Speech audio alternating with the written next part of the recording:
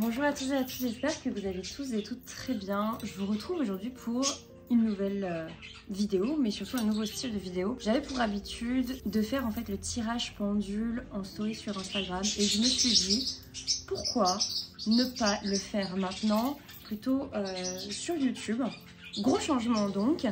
Et on va commencer tout de suite avec la première question. Vais-je tomber enceinte dans les 3 mois qui arrivent, s'il te plaît, en PMA? Je désespère, merci. Alors, je tenais déjà à préciser que je ne fais pas de médical. C'est-à-dire que là, une temporalité, être très précise, je ne le ferai pas. Je l'ai fait à une époque et c'était un peu compliqué après quand il y avait un petit mois de décalage. Donc, ce que je vais faire, c'est que je vais déjà répondre à la question si oui ou non il y a une grossesse qui arrive et dans quel laps de temps. Mais moins de 3 mois, je n'irai pas répondre, sincèrement. Alors déjà, dame de pique au centre du tirage, on peut voir qu'il y a une certaine notion de deuil. Il est possible qu'il y ait eu déjà des essais qui soient infructueux parce qu'on parle clairement d'échec, de se sentir très seul ou alors d'avoir subi une perte également. Mon jeu s'envole. Beaucoup de déplacements, jusque-là tout est normal. On est vraiment sur un jeu qui parle forcément de la difficulté que cette femme rencontre. Il y a même des tensions qui ressortent quelque peu au niveau du couple, comme s'il y avait un des deux qui était vraiment trop focus et un des deux qui souhaitait, donc je suppose que c'est monsieur, qui souhaitait prendre du recul et qui est plus dans l'approche ça vient quand ça vient en fait. Faut arrêter de se prendre la tête. C'est plus limite stressant là de ce qui en ressort pour l'homme, le parcours PMA, plutôt que dans une attente de la concrétisation rapide. Donc pour moi déjà ce qui en ressort après avec l'as de cœur, il se tombe du bon côté. On parle d'un heureux événement, donc c'est un oui, ça arrive, pas de problème. Et ensuite au niveau de ma figure géomantique, ici on va parler au plus tard d'ici l'automne. Voilà, donc c'est un oui, il y a un bébé qui arrive, il faut essayer de faire redescendre la pression et également de ne pas faire des câlins que dans l'objectif de que je vais réussir ma reconversion professionnelle. Déjà, on parle de beaucoup d'hésitation quant à un changement par rapport à la formation qui était à suivre et même est-ce qu'il y a un changement? Ça a été la question pendant un certain laps de temps. La décision, elle a été sans aucun doute prise à la fin de l'année 2022, je dirais même saison du Capricorne, donc décembre-janvier. Et maintenant que c'est décidé, on parle de reprise d'études, de se sentir un peu seul et pas forcément plus que ça encouragé par les proches. Il y a des difficultés qui ressortent par rapport au fait qu'il y ait une inconstance au niveau des révisions. Cependant, pour le moment, la reconversion professionnelle semble bien se profiler. Par contre, il ne faut pas attendre qu'il y ait du monde derrière soi et il ne faut pas s'attendre à avoir énormément d'accompagnement et d'encouragement. Et je pense que c'est les moments des examens qui risquent d'être le plus tendus parce qu'il y a un besoin accru de reconnaissance, un besoin accru d'être encouragé, d'être soutenu et ça ne vient pas suffisamment pour la personne de ce qui en ressort. Mais c'est un oui pour le moment. Alors, vais-je vendre ma maison avant mon départ à l'étranger en juin? Déjà, il y a beaucoup d'angoisse. Il est même fort probable que le bien soit trop cher avec le 4 de pique. C'est trop conséquent. On en veut trop, oui. Et on veut trop gérer aussi. Alors moi j'ai plus une vente qui se finalise et qui se termine d'ici la saison de la Vierge, donc fin de l'été, plutôt que avant juin. Pour la simple et bonne raison, il y a vraiment trop de contrôle en fait dans cette situation-là. Il aurait même été plus judicieux de prendre un agent immobilier pour la vente et surtout faire attention au prix. Là on veut tout de suite maintenant, c'est pas assez bien organisé, c'est trop diffus et même le fait de faire des efforts ou de chercher, j'ai envie de dire, mais c'est pas vraiment de la recherche, hein. Le fait de vouloir impérativement vendre le bien, les efforts pour que ça se fasse sont trop sporadiques de ce qui en ressort. Et il y a trop l'entourage également qui donne son petit conseil. Pour moi, il faut vraiment que ça soit quelqu'un d'extérieur qui s'occupe de la vente du bien. Là, il y a vraiment trop d'émotions, trop d'implications personnelles et on en veut trop tout. On veut tout de suite. Et pour moi, c'est un non avant juin. On est plus sur une vente au plus tard d'ici la fin de la saison de la vie. Alors, est-ce que ma pote est sincère avec moi? Alors déjà, avec la dame de cœur, on peut parler de jalousie, de perfidie, de pas forcément bien parler de la personne dans son dos.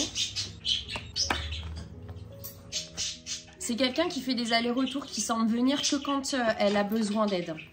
Et toi, tu es très généreuse. On dirait que vous faites partie d'un groupe ou en tout cas que vous avez des amis communs envers qui elle n'est pas forcément super cool vis-à-vis de toi. On voit vraiment que c'est quelqu'un, au gré de ses rencontres masculines, qui va être moins récurrente et régulière plutôt dans ses prises de contact. Je dirais qu'il y a des petits soucis effectivement au niveau de sa sincérité. On n'est pas sur quelqu'un de totalement sincère. Bonsoir, vais-je avoir un deuxième enfant? Oh, c'est un joli oui. Hein. Moi déjà, en plus, j'entends dans moins de 2 ans. Ça semble déjà être quelque chose qui te chafouine. Par contre, c'est bizarre, j'ai l'impression que monsieur, lui, il n'est pas forcément pour. Ou du moins, pas dans l'immédiat. J'ai un énorme oui. Hein. C'est une discussion qui va revenir de façon régulière sur la table et il est possible que vous en parliez de façon plus claire et précise entre juillet et décembre 2023. Moi, j'ai un très très gros oui. Au plus tard, fin 2024, c'est plié. Voilà, moins de 2 ans, donc c'est ça. Voulais, vais-je être titularisée dans la fonction publique? C'était mon grand rêve d'une époque. C'est un joli oui. Alors déjà, ça a l'air de faire un sacré bout de temps que tu le souhaites. Il y a eu une grosse hésitation quant à rester ou pas. C'est comme si limite tu te posais un ultimatum toi-même dans ta tête. Du genre, si à ce moment-là, je suis pas titularisée, je me casse. J'ai un énorme oui. Au plus tard, on parle de stagiairisation, titularisation d'ici début 2024, de ce qui en ressort. Ouais, totalement. C'est un gros oui. Alors, est-ce que ta vie à la campagne va te rendre heureuse? Moi, déjà, j'ai l'impression qu'il y a une prise de position, pas que pour toi, qu'il y a un isolement qui... C'est comme si tu cherchais par tous les moyens à t'agripper, à te raccrocher à un rêve, enfin une vie idéale. Et que tu sentais que c'était pas forcément, bon, on a un homme forcément, comme si c'était pas forcément ce qui t'attirait le plus. Il y a une très grosse hésitation, il y a vraiment une crainte il y a ce qui t'a fait plier de ce qui en ressort, c'est clairement le niveau de vie qui sera plus qualitatif là-bas. J'ai un oui, mais on n'est pas non plus sur une passion transcendante pour la cambrousse, là où tu vas te trouver. Mais il y a un épanouissement et le fait de se sentir bien. Voilà, j'ai pas une dépression qui ressort. Est-ce que je vais m'épanouir dans mon nouveau travail? Vous avez le droit au chant des oiseaux. Napoléon qui a décidé de chanter.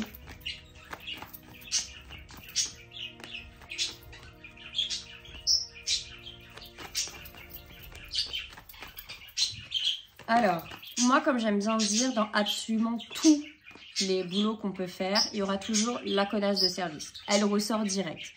Mais j'ai l'impression que tu as appris de tes anciens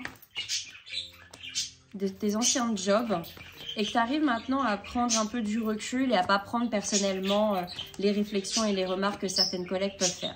Tu as réussi à comprendre que c'est pas de ton fait, c'est pas ton problème, ce sont pas tes supérieurs hiérarchiques. On a un joli épanouissement, une bonne communication avec les supérieurs et on a une réussite qui ressort et un travail qui est plutôt, qui est plutôt valorisé, qui est apprécié également. On a des compétences qui ressortent également.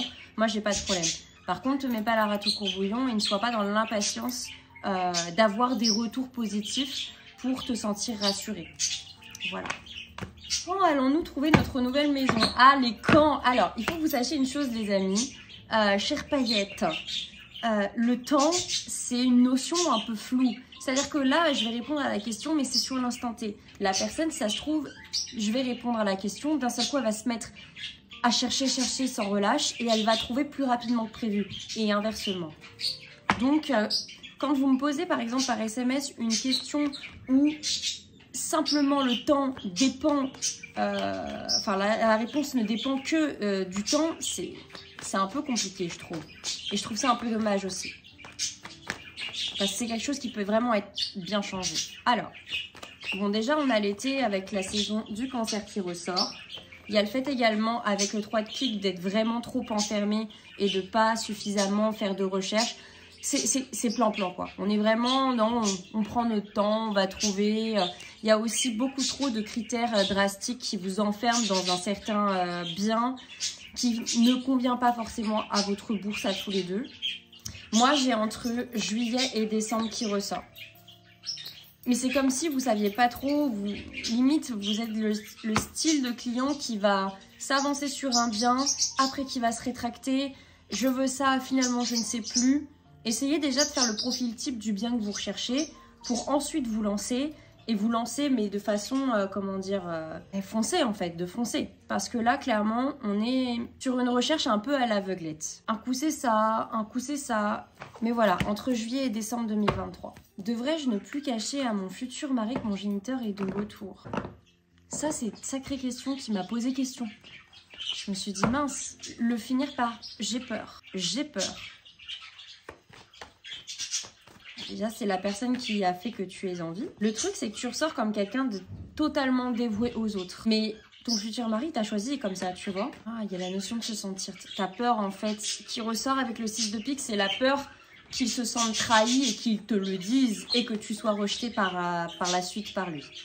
Effectivement, ça risque de faire quelques tensions avec le 5 de carreau. Ça s'arrange, mais moi, de ce qui en ressort, il va falloir en parler quand même, quoi. Parce que si tu lui caches les choses, il va finir par le découvrir dans tous les cas. Et il t'en voudra parce que tu l'as trahi. Menti, c'est pareil. Mais si tu lui en parles, il faudra y aller en douceur. Petit à petit. Pas de but en blanc. Donc je comprends la difficulté de la situation. Il y a énormément de peur même. On voit que ça a été un peu compliqué par rapport à l'enfance vu comment ça tombe. Ce qui peut se comprendre vu les termes que tu emploies en parlant de ton père biologique. Cependant, il va falloir en parler, mais approcher le sujet de façon délicate, arrondir les angles et parler de toutes tes incertitudes avec lui afin d'amener le fait que tu reparles à ton géniteur. Voilà, donc vaut mieux lui en parler plutôt que de rester dans le silence. Ce qui en ressort. En tout cas, j'espère que cette vidéo vous aura plu. Je recommencerai ce style de vidéo, bien entendu. J'ai trouvé ça mieux, j'ai trouvé ça plus ludique. Et je vous dis à très bientôt.